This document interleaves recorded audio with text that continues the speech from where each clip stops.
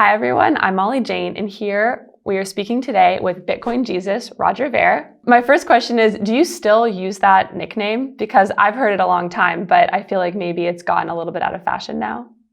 Yeah, I've never used that nickname. Only other people use that nickname about me. But more recently, I guess people are calling me Bitcoin Cash fan. So maybe Bitcoin Cash Jesus doesn't sound quite as smooth out of the mouth as Bitcoin Jesus. So. No, it does not really have the same ring to it at all. Do you have any other nicknames then, or do you just like Roger?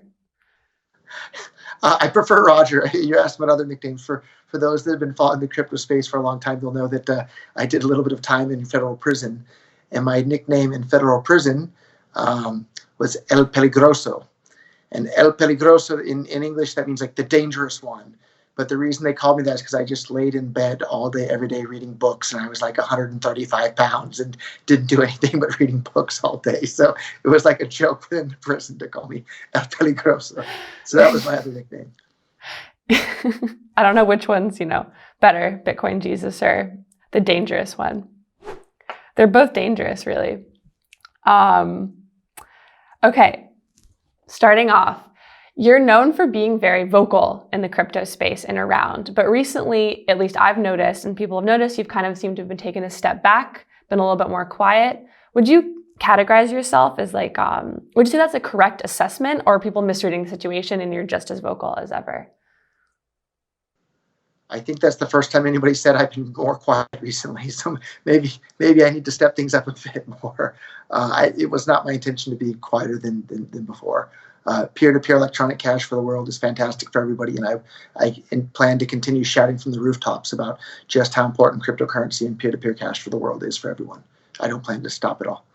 So you clearly very much believe in Bitcoin Cash. That's your thing. Do you think there are any competitors that are out there that could really take Bitcoin Cash's place? Yeah, I'm a fan of anything that works. So I love absolutely anything that works. And the reason I used to support BTC and promote BTC the most because I thought it was the cryptocurrency that had the best chance at becoming money for the world. And that project got hijacked. It's now run by a bunch of people that don't even want it to be used as money for the world. And so now I had to go and take a look at the ecosystem. And actually just earlier today, I was talking with some people who said, well, why not Zcash? And I love Zcash. And in fact, right now, while I'm talking to you, I just saw on my screen the person I was talking to about that just texted me about it as well, about Bitcoin Cash now. But Zcash is great, right? Zcash has fast, cheap, reliable transactions in private, but it doesn't have anywhere near the network effect and the name recognition of something like Bitcoin Cash. And so the network effect is really, really important as well. And I think the network effect is the only reason BTC is still the top spot in the cryptocurrency ecosystem.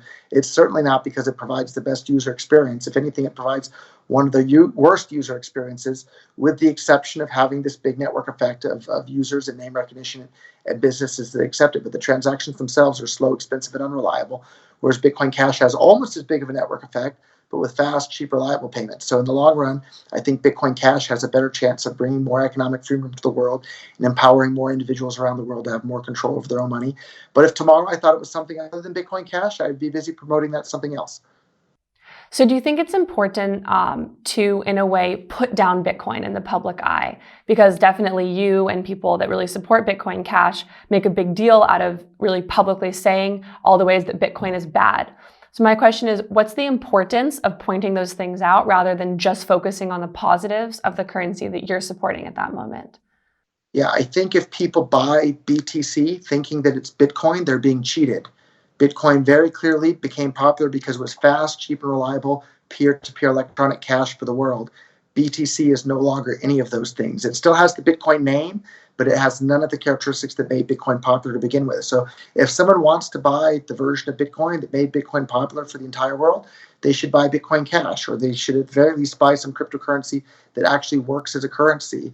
And so Bitcoin got hijacked. The BTC version of Bitcoin was hijacked, and it's not the version of Bitcoin that became popular to the world. But oftentimes the truth isn't popular, and the truth is more important than being popular.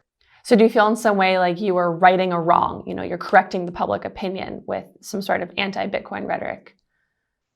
I don't think it's anti-Bitcoin rhetoric. I think it's pro-truth rhetoric. So, like, if I say that taxation is theft and that governments are mafias, That's not a popular opinion to have, and the government people and the IRS aren't going to like me saying that, but it doesn't make it any less true. And the fact that BTC no longer works well for payments and it doesn't work as peer-to-peer electronic cash and provides a bad user experience, well, that's not going to make people that are holding BTC hoping to get rich happy, but that doesn't mean it's not the truth. And the truth is much more important than some popularity contest online.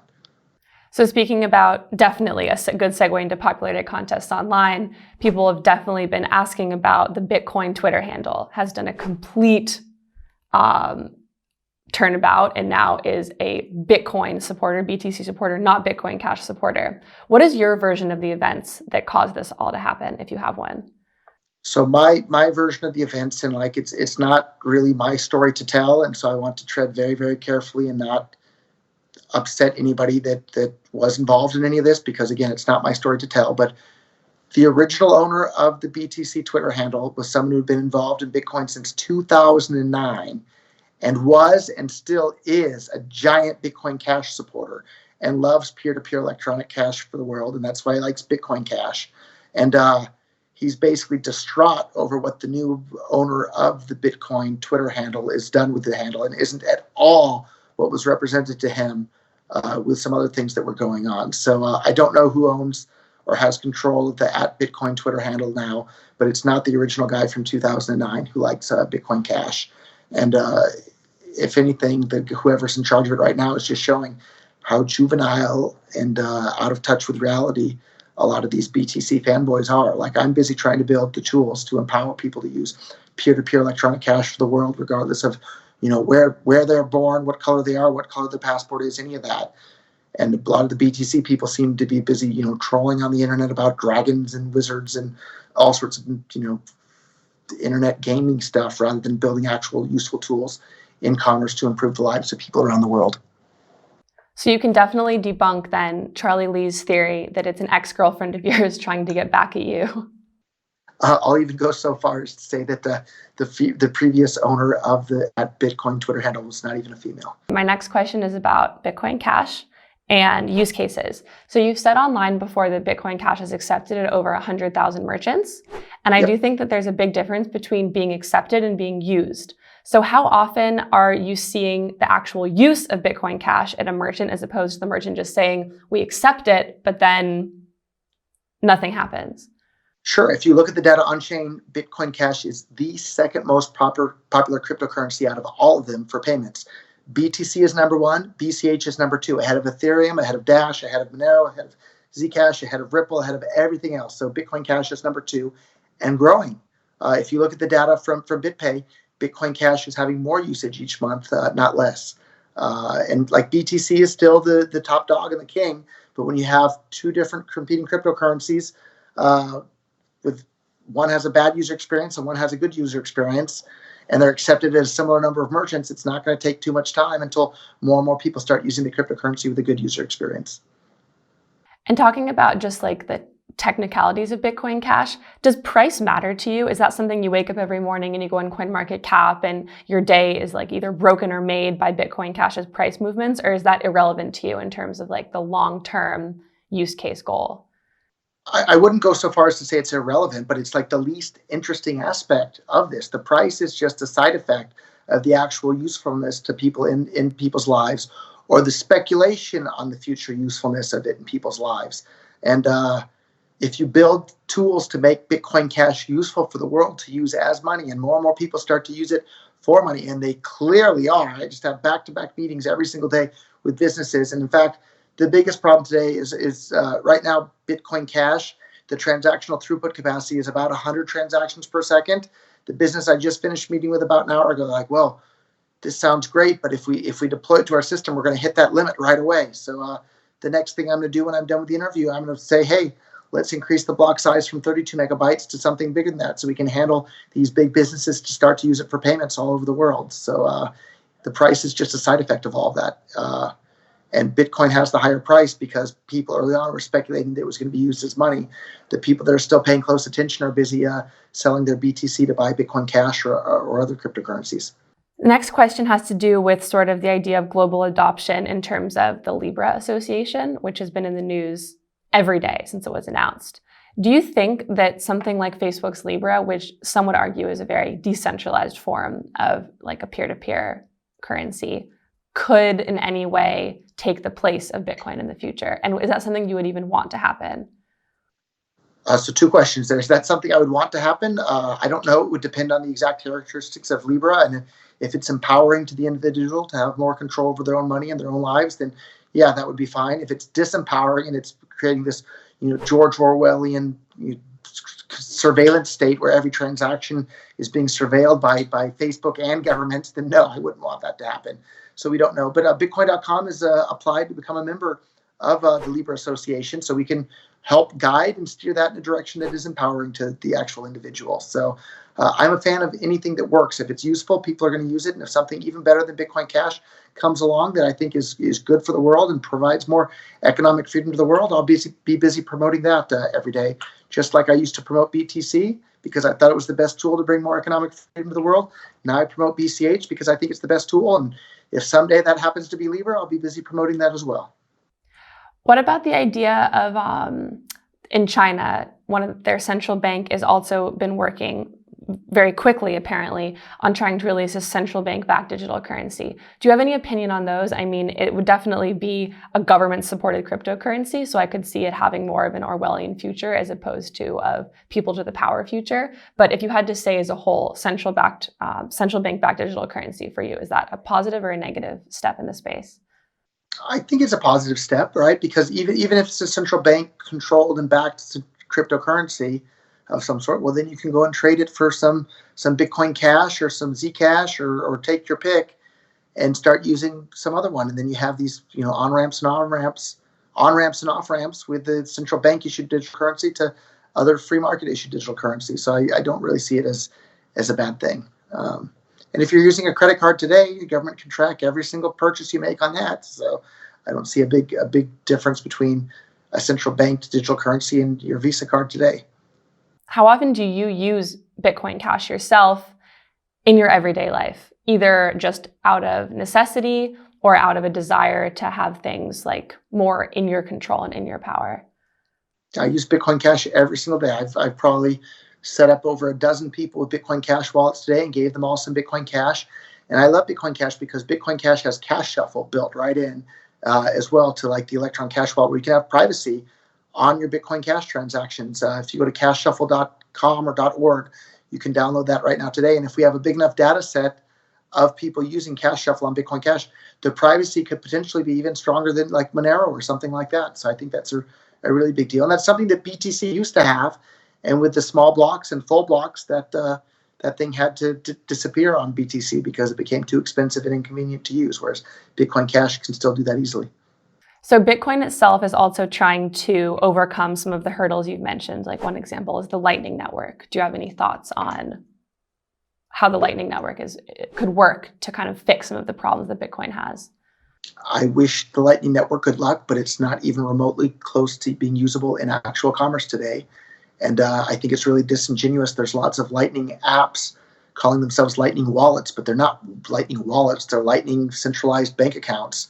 And I think that really does the world a disservice to call things that aren't wallets. I think only things in which the users are in control of the funds themselves should be called wallets, and everything else should just be called accounts or something else. So I guess like more of a hypothetical question. Is there anything that Bitcoin itself could do at this stage to be fixed? Or is it already like gone down the path of no return? It is too unwieldy, it's too expensive, and now looking for other alternatives like Bitcoin Cash and Zcash is the only way forward? I don't know. The worst feeling I had recently was I woke up one morning and I read an article in the news online, and it said the BTC developers, the Bitcoin Core developers, had gotten together and agreed on a path to raise the block size and scale the Bitcoin, transactional throughput, on-chain throughput capacity, and that they were going to raise the block size. I think the article said, 8 or 32 megabytes. And I just felt sick to my stomach because I thought, oh no, now I have to sell all of my Bitcoin Cash back into BTC, and I have to switch all of my marketing and all of my efforts back into BTC. I already switched once. Now I have to switch back because they finally got their act together. And then I looked closer at this article, and it was published on April 1st. It was just an April Fool's joke, and then I felt a little bit better because I don't have to retool everything. But if that were to happen on BTC, and they would, I would have to switch back because I think it would have the best chance of becoming peer-to-peer cash for the world again. But I don't see that happening. I think they've dug in their heels, and basically the way I see it is BTC, it still has the first mover advantage in name recognition, but they basically slit their throat and they're just not dead yet. They're waiting for the blood to pour out and the body to die. But there's a bunch of people that don't realize it. And that's kind of a gruesome analogy, but that's exactly what happened. Anybody that tries to use Bitcoin for payments and commerce says, forget it. And they'll switch to something else. Another question is, I mean, this is just like my personal reaction to all of this, is that often when I see you online, and I also see other people in the crypto Twitterverse online, they are very black and white. And I just want to say, I think it's been personally unique to hear you say how quickly you would be able to switch to Zcash or switch to Bitcoin if they were able to do the things that you think worked. And I know you've been in the space for a long time. So do you think that that kind of flexibility is kind of prevalent in the space? Or do you think that you're unique in the sense that you're able to just like follow the things that work as opposed to just following a brand? I don't know, that question was a little bit convoluted, but I understand. I wish I could say that attitude was prevalent, but I think the problem with the space is that attitude's not prevalent. And you get all these people that are like, say, oh, this is my team, right or wrong. It's just like the Republicans and the Democrats. Like there's a guy on YouTube I really like named Adam Kokesh, and he goes and asks people on the street, he goes like, are you a Hillary or Trump supporter? And they'll say one or the other. And then he'll say, well, what do you think about Trump's policy about such and such? But he tells Hillary Clinton's policy on the issue. And the people will say, oh, I can't believe they do that. Or he does the exact same thing with Hillary Clinton. He'll tell Hillary supporters, what do you think about Hillary's policy of? And then he'll say Trump's policy. And all the Hillary people say, oh, I love it. It's great. And then at the end, he tells them, well, all the policies I just told you was about the opposite candidate. What do you think now? And they're just kind of like, oh, and I think it's the same sort of thing in the crypto space. People just say, oh, this is my coin and I own it. And I'm going to support it no matter what. And I don't care about anything. And like, that's not why I got involved. I got involved in all this because I want to empower individuals to have complete control of their own money and be able to do what they want with their own money. And whether it's, Zcash or Zcoin or Monero or Bitcoin Cash or even BTC version of Bitcoin, if it's useful to people and it helps empower individuals, I'll support it. And that's why I was here yesterday. That's why I'm here today. And that's why I'll be here tomorrow. Yeah, that was my last question. Unless you have anything else you want to share with our Cointelegraph YouTube community. Yeah, if you haven't tried Bitcoin Cash and if you haven't tried other cryptocurrencies, give them a try. Try using them, send and receive them, give it a try and decide which one's the most useful to you. And you can head on over to free.bitcoin.com. We're giving away free Bitcoin Cash to anybody who wants some. It's about a nickel's worth, but it's free. And that's how I got my first Bitcoin ever, was from Gavin Andreessen's Bitcoin Faucet. It was giving out, I think I got a whole Bitcoin for free from it. But back then, it was worth about a nickel. And so we're doing the exact same thing with Bitcoin Cash today. Cointelegraph. Like, subscribe, and hodl.